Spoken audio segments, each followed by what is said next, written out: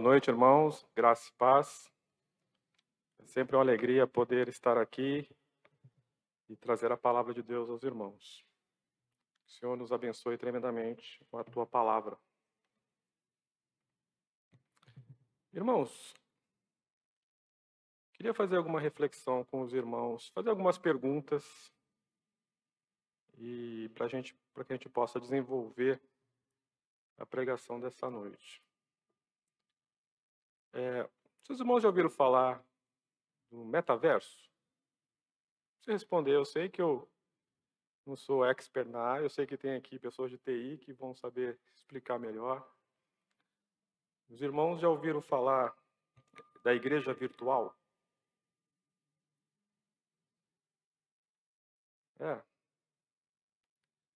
Tem surgido esses temas aí, né? Metaverso, a igreja no metaverso. Recentemente eu li uma notícia na internet ali, né? De uma igreja que se organizou no metaverso. Eu estranhei também, igual o Reinaldo fez ali. Porque eu também não entendo muito dessas coisas, não. Mas olha só, como é que funciona? Eu vou tentar explicar e eu peço aqui licença ao pessoal entendido da área. Se eu errar aqui, vocês me perdoem, né? Se eu vou ser impreciso aqui na descrição. Mas eles criam um ambiente virtual. E uma igreja, assim, com toda a arquitetura da igreja, com os vitrais, com os bancos, com o púlpito. As pessoas... importante, as pessoas criam seus avatares, né? Ou seja, criam um eu virtual. Então, eu estou aqui no computador e eu crio um eu dentro desse sistema. E assim, várias pessoas fazem isso, né? E essas pessoas, então, se dirigem à igreja com esses avatares, com esse eu virtual. Elas pegam os seus carros lá dentro do sistema, dentro do programa, dentro do algoritmo, se dirigem à igreja, e elas se sentam nos bancos, como os irmãos estão aqui hoje, agora. Tem um louvor, as pessoas tocam, e as pessoas que estão ao lado desse ambiente são outras pessoas que criaram seus avatares, e estão ali todas reunidas ali. E aí tem um pastor também que prega virtual também, né? E é feita a pregação, e as pessoas cantam os hinos. No relato que eu li, houve até conversão nesse culto virtual. Os avatares foram à frente no momento do apelo e supostamente aceitaram Jesus ali. E as pessoas vão embora, pegam seus carros e voltam para casa? Não, voltam para a realidade, porque é preciso desligar o computador, é preciso desligar o smartphone. E, na verdade, ninguém saiu de casa, todos estavam ali atrás daqueles aparelhos. Só estavam lá virtualmente. E tem crescido o número de cristãos que têm defendido esse tipo de igreja.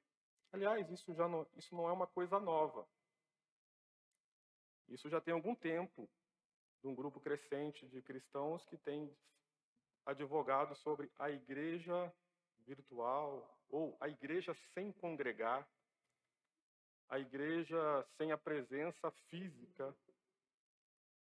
E são vários argumentos que eles tentam defender de diversas formas dentro da Bíblia, mas em síntese é isso. Esses irmãos acreditam que é possível congregar, que é possível cultuar a Deus sem estar presente, propriamente dito, apenas por um programa de computador. E a igreja, ela é chamada a refletir sobre isso, né? Nós estamos aí está diante dos nossos olhos. Eu sou meio dinossauro da informática, admito. Mas nossos filhos, nossos netos, estão cada vez mais interagindo com essas coisas. Então isso faz muito sentido. Talvez não faça sentido para mim, mas para eles pode ser que faça muito sentido. Será que é possível mesmo isso? Olha, historicamente, a igreja nunca foi avessa a tecnologias de comunicação. Quando surgiu o rádio, lá no século XIX, a igreja foi uma das precursoras aí do programa evangélico no rádio. Lá no começo do século XX, em 1920, nos Estados Unidos, já teve uma igreja episcopal que começou a transmitir programações pelo rádio.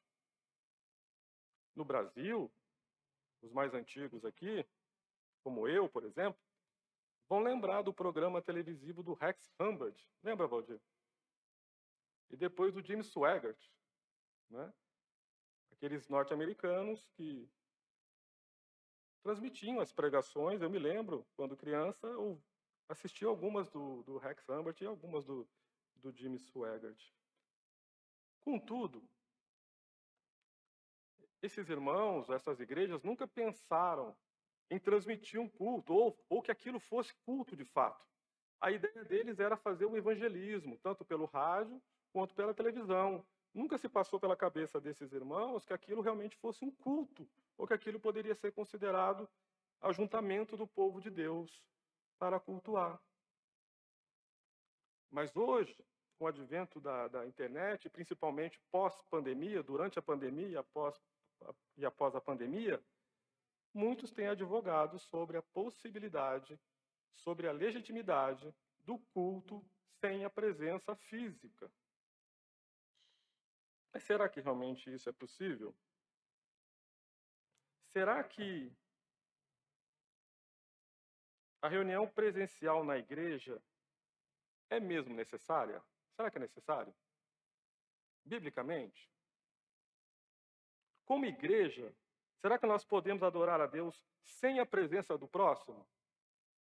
Será que é possível isso? Será que existe uma determinação divina sobre um local de adoração? Com isso, irmãos, eu quero convidá-los a abrir o Salmo 133, para que a gente possa refletir sobre essas possibilidades, sobre essas perguntas. Enquanto os irmãos abrem o Salmo 133, eu acho que é importante a gente fazer aqui uma pequena definição de igreja. Por definição bíblica, a igreja é o ajuntamento do povo de Deus em atitude de culto. Portanto, a igreja é formada por todos aqueles que foram verdadeiramente salvos por Jesus Cristo, tanto no Antigo quanto no Novo Testamento. A igreja é a assembleia de um povo que se reúne para adorar a Deus. A igreja existe até mesmo no Antigo Testamento. Lá em Deuteronômio 4:10, os irmãos não precisam abrir, abram depois. Quando Moisés ordena a reunião do povo de Deus, com a finalidade deles ouvirem a palavra de Deus, na tradução grega da Septuaginta, a palavra ali, reúne, é o termo eclésia, que se refere à igreja, significa igreja, e é o mesmo termo usado no Novo Testamento para se referir à igreja. No sentido primário do termo grego eclésia, ele diz respeito a uma reunião, uma assembleia, organizada ou não, quer por propósitos civis, quer por propósito eclesiástico. É uma reunião de um povo que se reúne com um propósito. Portanto, tanto no Antigo quanto no Novo Testamento, o termo eclésia utilizado faz referência à igreja. Sendo assim, o maior ajuntamento, ou os maiores ajuntamentos do povo de Deus como igreja, se dava no Antigo Testamento. Por ordenança divina, o povo de Israel era obrigado a estar pelo menos 3 vezes por semana em Jerusalém para celebrar as festas religiosas.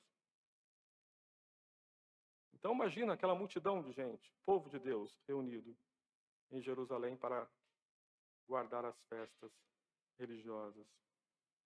Então, no saltério é que nós vamos encontrar, principalmente ali nos cânticos de romagem, que vai do Salmo 120 até o Salmo 134, as maiores informações sobre esse ajuntamento do povo de Deus que se reunia em santa convocação, por ordenança divina, para adorar ao Senhor. E dentre esses salmos, o Salmo 133, esse que nós vamos ver agora, é o que expressa essa reunião com maior alegria e com maior entusiasmo. Vamos observar o Salmo 133, farei a leitura aqui para os irmãos neste momento. Cântico de romagem de Davi. Oh, como é bom e agradável viverem unidos os irmãos. É como óleo precioso sobre a cabeça, a qual desce para a barba de Arão, e desce para a gola de suas vestes. É como o orvalho do Hermon, que desce sobre os montes de Sião. Ali ordena o Senhor a sua bênção e a vida para sempre. Veja o entusiasmo do salmista no primeiro versículo, usando exclamações. Como é bom e como é agradável viverem os irmãos unidos. Aliás, bom e agradável na mesma frase é uma coisa muito rara, não é verdade? Porque nem tudo que é bom é agradável. Às vezes uma coisa é agradável, mas não é bom. Por exemplo, é agradável comer uma picanha gordurosa, suculenta. Não é bom? Não é agradável? Eu gosto. Mas eu não posso dizer que é bom, porque me faz mal. Mas é agradável. Um remédio é ruim, não é agradável. Mas ele pode ser bom, ele pode te ajudar a combater a doença que você talvez esteja enfrentando. Mas aqui o salmista coloca, como é bom e agradável viverem juntos os irmãos. Isso demonstra tanto a felicidade do salmista em o povo estar unido ali, diante daquela santa convocação, como também demonstra a alegria do povo de estarem juntos. O povo também se alegrava de estar ali. O povo também ficava em festa. Aliás, eles vinham cantando esses salmos de romagem durante a peregrinação, com alegria, com regozijo, porque eles sabiam que iriam estar na presença do Senhor, que eles estariam ali em Jerusalém, na terra tão amada, naquela cidade tão querida, para adorar a Deus. Essa expressão bom e agradável também demonstra que Deus também se agrada com a reunião do seu povo. É bom e agradável. É bom e agradável para o salmista Davi. É bom e agradável para o povo. É bom e agradável para Deus, porque demonstra a bondade de Deus e também aponta para uma realidade futura, onde todos nós estaremos unidos, dessa forma como foi expressa aqui pelo salmista. Unidos, vivemos unidos como irmãos. Uma outra coisa que nós podemos observar nesse salmo também, que além de ser um salmo de convocação, que demonstra a convocação do povo de estar ali presente, ele também é um salmo litúrgico, é um salmo de culto. O povo está reunido ali, em ato litúrgico, em ato de culto. Veja ali quando o versículo 2, quando trata da questão da consagração do sacerdote. Há um rito de consagração. Há um sacerdote ali. Há um aspecto litúrgico ali. E veja no último versículo, na última parte ali, quando ordena o Senhor a sua bênção e a vida para sempre. Há uma bênção ali ordenada pelo Senhor, dispensada pelo Senhor, demonstrando que a reunião do povo ali era uma reunião religiosa, uma reunião em ato de culto. Como é bom e agradável viverem unidos os irmãos. Diante disso, irmãos, podemos já fazer aqui uma aplicação. Talvez uma das respostas daquelas perguntas que eu coloquei aqui. Era bom e agradável o povo estar ali. Tanto para o povo, quanto para o salmista, quanto para Deus. Eles se alegravam, eles se regozijavam de estarem ali na presença de Deus. Mas vejam que eles foram convocados para estar ali. Eles foram obrigados, convocados por lei a estarem ali. Então existe sim uma convocação para o povo de Deus estar presente em ato de culto diante de Deus. E isso é bom e agradável.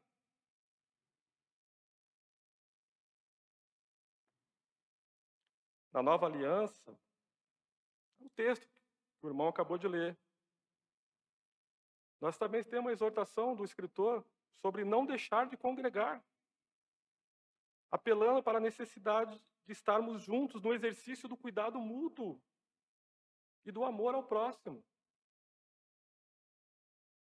Aliás, ele faz até uma exortação, né? Para não deixar de congregar, pois nessa reunião há exortações mútuas que preparam os cristãos para a vinda do Senhor.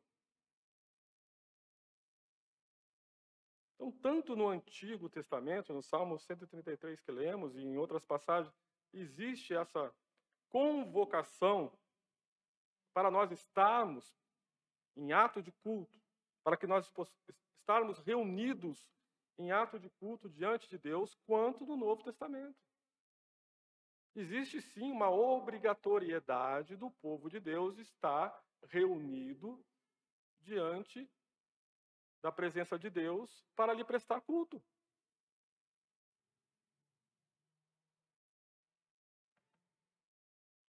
Então nós somos convocados para nos reunirmos. Mas mais do que isso, nós somos consagrados para nos reunirmos em adoração a Deus. Uma coisa é ser convocado, ser chamado. Outra coisa é ser consagrado, ou seja, é ser separado para isso. Vamos ver no versículo 2 essa condição de sermos consagrados para a adoração ao Senhor em ato de culto. Veja que o salmista, no versículo 2, ele compara, né? Olha como é bom e agradável ver juntos os irmãos. É como óleo precioso sobre a cabeça, o qual desce para a barba de Arão, e desce para a gola de suas vestes. Poderíamos falar muito aqui sobre a questão do óleo. Realmente era um óleo precioso, era um óleo único, era um óleo que tinha uma fórmula bastante específica, era um óleo que somente os sacerdotes podiam preparar, era um óleo cuja receita foi dada por Deus, era um óleo caríssimo, era um óleo muito perfumoso, era um óleo muito precioso. Mas eu entendo aqui que o salmista está querendo apontar para algo muito mais relevante do que o óleo em si. Ele aponta aqui para a consagração do sacerdote. Veja que esse rito de consagração do sacerdote, que está lá em Êxodo 30, do versículo 30 ao 33, depois os irmãos olhem com cuidado, era exatamente assim. Era derramado esse óleo precioso sobre a cabeça, e esse óleo descia, ia descendo, sobre a barba, sobre a gola. E essa gola, é até engraçado, né? Porque a gola da roupa sacerdotal era uma gola única. Então não é essa gola que acabava aqui, essa gola ia até o pé. Imagina um sino assim, né? Uma roupa que tinha uma gola única, ela ia até os pés. Então quando diz aqui que o óleo desce pela gola de suas vestes, ele toma o sacerdote todo era banhado por esse óleo. E uma coisa que fazia parte também da roupa sacerdotal era um colar que eles tinham, uma placa, que tinha 12 pedras preciosas. E essas 12 pedras preciosas faziam referência às 12 tribos de Israel. Então, quando aquele óleo descia, tomava todo o sacerdote, também passava por aquelas pedras. Todo sacerdote era banhado com aquele óleo e toda a tribo de Israel ali, simbolicamente, era também banhada por aquele óleo que descia sobre a gola do sacerdote. Simbolicamente, todo Israel era ungido com aquele óleo. Porque o sacerdote representava o povo. O sacerdote representava o povo diante de Deus. O povo não podia entrar no Santo dos Santos. O povo não podia entrar na presença de Deus. Mas o sacerdote foi escolhido por Deus para representar o povo ali. Então, quando o sacerdote entrava na presença de Deus, o povo entrava com ele, simbolicamente, representativamente. Então, quando o sacerdote é ungido, ele é separado para essa adoração, para esse ofício específico, o povo entendia que eles também estavam sendo separados para isso.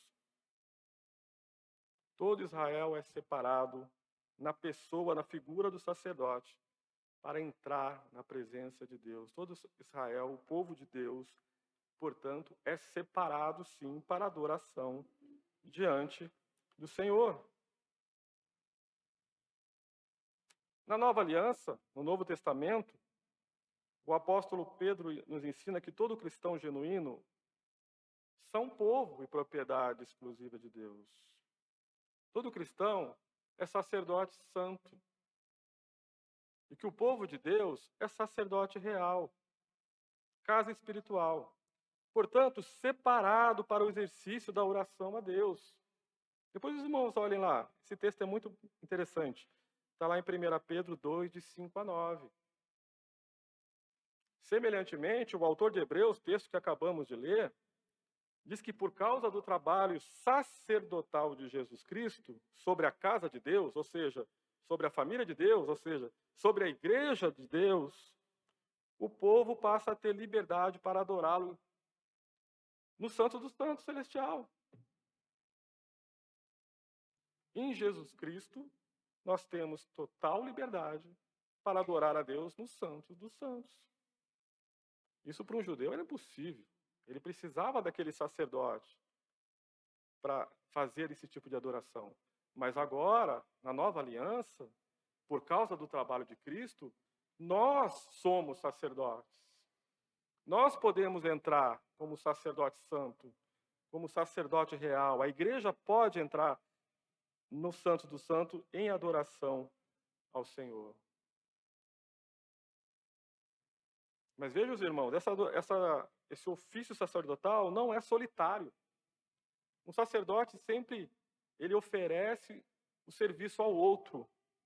E assim nós também precisamos entender que nós oferecemos esse serviço sacerdotal como igreja, mediados por Cristo, através do ofício de Cristo. Nós temos total liberdade para adorar ao Senhor. Portanto, somos separados para a adoração. Portanto, somos consagrados para a adoração. A igreja é consagrada, a igreja é separada para adorar a Deus. Somente a igreja pode adorar a Deus. Porque o Senhor nos deu essa condição, essa nova condição. Somente aqueles que pertencem a Cristo, somente o povo de Deus pode adorar ao Senhor. Pode entrar no Santo dos Santos. Que privilégio nós temos através de Jesus Cristo. Somente nós podemos e devemos, porque fomos consagrados para isso. Fomos separados para isso. Dessa forma, tanto o salmista quanto o apóstolo fazem exortações sobre a necessidade de se congregar, pois a igreja do Senhor foi consagrada para exercer uma adoração comunitária na presença do Senhor, tendo a Jesus Cristo como sumo sacerdote. Fomos convocados para adorar, somos convocados e somos consagrados, separados para adorar, como igreja, juntos. Acho que respondeu mais alguma daquelas perguntas lá, né? Agora, será que tem um local para adoração determinado? Era uma das perguntas lá, não é? Será que tem um local estipulado para adoração? Vamos ver aí o último versículo, terceiro.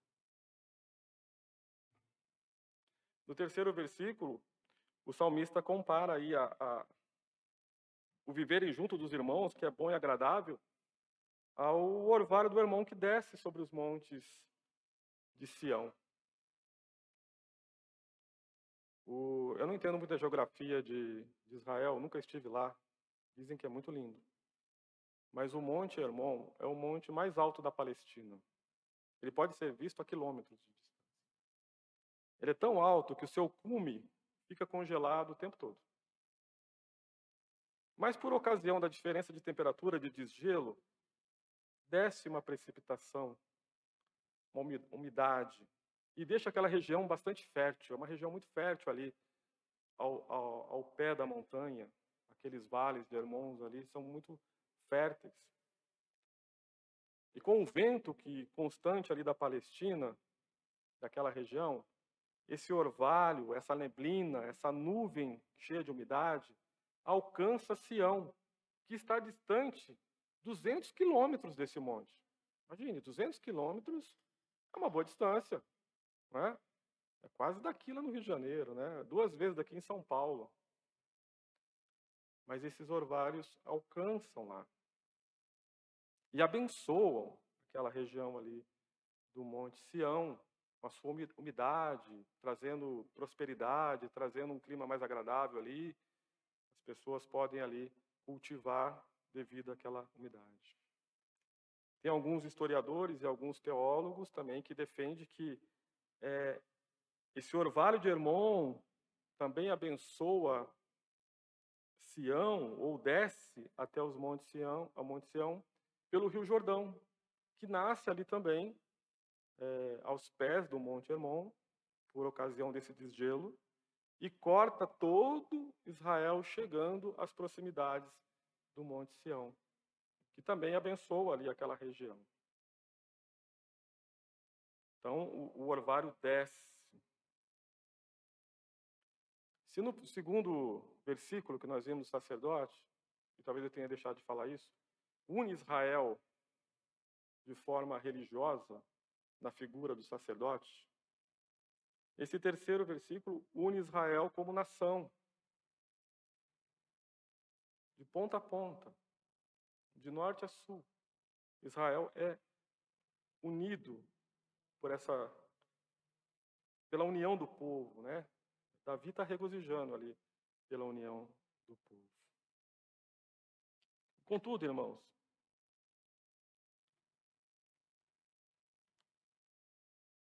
é em Jerusalém que era ordenado o culto. Hermon era muito bonito, é muito bonito. Nunca fui lá, mas eu vejo fotos muito bonitas, né? Mas é em Jerusalém que Deus ordenou o culto. Havia um local, sim. Era lá. Era lá que o povo deveria estar. É para lá que o povo foi convocado a estar. É lá que ficavam os sacerdotes. É lá que foi construído o templo. É lá que os sacerdotes faziam seus ofícios sacerdotais. Jerusalém era o local escolhido para adoração a Deus. Existe um local para adorar a Deus. Contudo, na nova aliança,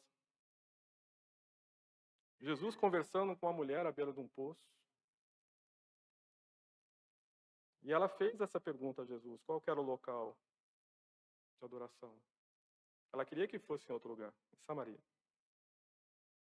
Mas Jesus falou: vai chegar um momento que não é nem em Samaria, nem em Jerusalém, em que se deve adorar. Jesus disse: mulher, pode crer em mim que a hora vem, quando nem neste monte, nem em Jerusalém adoreis ao Pai.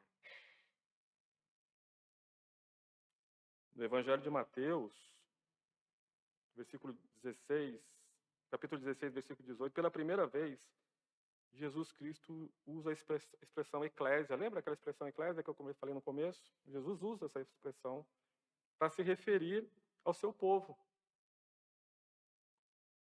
Mais para frente, nesse mesmo episódio, Jesus denomina a reunião dos seus discípulos de igreja. E ainda nesse episódio, Jesus fala que onde estiverem 2 ou 3 em seu nome, ele ali estaria.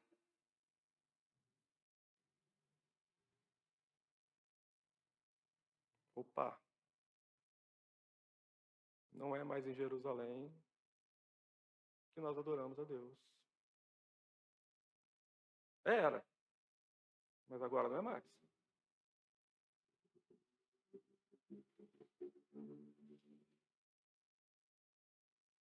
Com base no ensinamento de Jesus, o apóstolo Paulo, lá em Efésios 1, 22 a 23, depois os irmãos deram uma olhada lá, argumenta que a igreja é o corpo de Cristo. E pôs todas as coisas debaixo dos pés, para ser o cabeça sobre todas as coisas, o deu à igreja, a qual é o seu corpo, a plenitude daquele que tudo enche em todas as coisas. Na carta aos Romanos, o apóstolo esclarece que a igreja é formada por vários membros que compõem um só corpo em Cristo. Segundo o texto, cada cristão é parte deste corpo, e como membro de um único corpo, cada qual possui funções distintas da função do outro membro. Assim, os membros do corpo de Cristo recebem dons e talentos para serem desenvolvidos com a finalidade de edificar mutuamente a igreja. Não é mais em Jerusalém, irmãos. A igreja é em Cristo. É o corpo de Cristo. E onde estiver duas ou três pessoas reunidas em seu nome, ele estará lá. Promessa dele. Portanto, irmãos, é obrigação de todo cristão buscar a congregação dos santos para o exercício de adoração ao Senhor. É na igreja, no corpo de Cristo, o lugar providenciado por Deus para entrar na sua santa presença, no santíssimo lugar.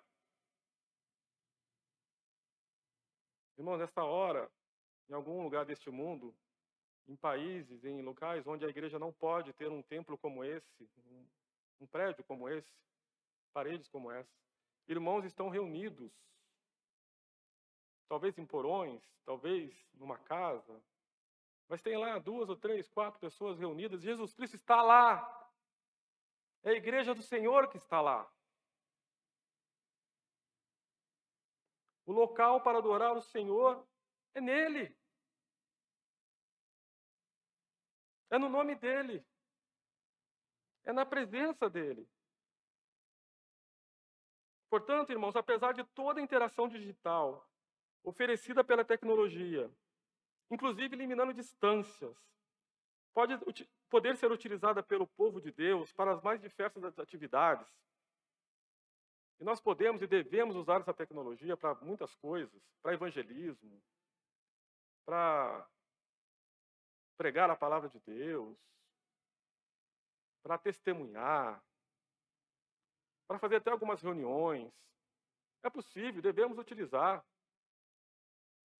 Mas, irmãos, o culto ao Senhor necessita da presença do próximo. Precisam ter 2 ou 3 pessoas reunidas em nome de Jesus para que se estabeleça um culto ao Senhor. É preciso o ajuntamento dos crentes. É preciso a presença do próximo. É preciso estarmos juntos fisicamente para adorar ao Senhor. Não podemos adorar o Senhor cada um nas suas casas. Temos que estar aqui, juntos, um só propósito, cantando junto, desafinando às vezes, mas estamos aqui juntos. Às vezes é difícil vir para cá, tem que vir. A reunião do povo de Deus é boa e agradável ao Senhor quando os irmãos se reúnem. Com isso encerro, irmãos, com algumas considerações. Espero ter respondido aquelas perguntas que eu mesmo propus no início. Sim, nós somos convocados para adorar ao Senhor. Somos chamados para adorar ao Senhor. É obrigação do cristão se reunir para adorar ao Senhor. Sim, nós somos separados para a adoração ao Senhor. O Senhor nos separou para isso. Se tem uma coisa que nós temos que fazer é adorar a Deus. Somos separados para isso.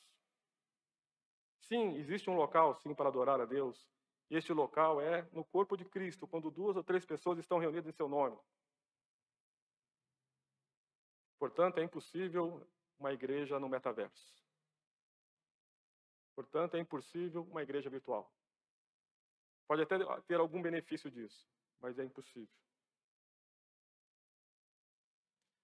A reunião do povo de Deus deve ser valorizada, pois quando a igreja se reúne em santa convocação, é o local onde o Senhor manifesta a sua presença.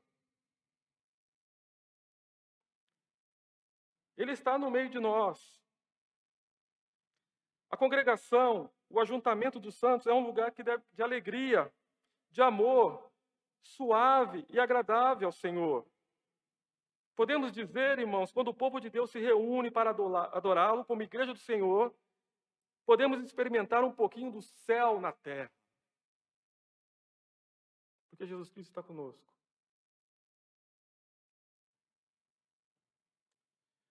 Jesus Cristo foi quem colocou o povo de Deus em uma nova condição de adoração, ao se oferecer como sacrifício santo e perpétuo pela igreja. Nesta nova condição, os crentes em Cristo podem entrar com ousadia na presença de Deus, a fim de adorá-lo.